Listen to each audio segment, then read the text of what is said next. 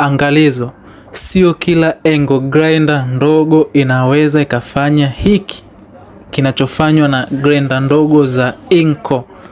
Inakata ukuta kama inavyoonekana bila shida yoyote kabisa. Grinder za Inco ziko vizuri mno, ziko vizuri sana. Angalia ukuta unavyokatwa hapo, angalia ukuta unavyochanwa. Jamani, narudia tena, sio kila grinder ndogo ina uwezo huo kukata ukuta. Utakuja kuunguza coil uanze kuona wauzaji wabaya. Hiyo inakata vizuri bila tatizo lolote, inavuruga aswa yani. Mafundi nadhani tunaelewana hapo.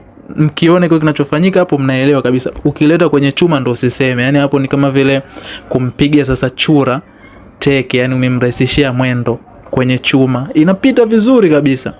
Kitu ambacho huwa kinasumbua mara nyingi kwenye grinder ni kukata ukuta, lakini ina perform bila shida yoyote.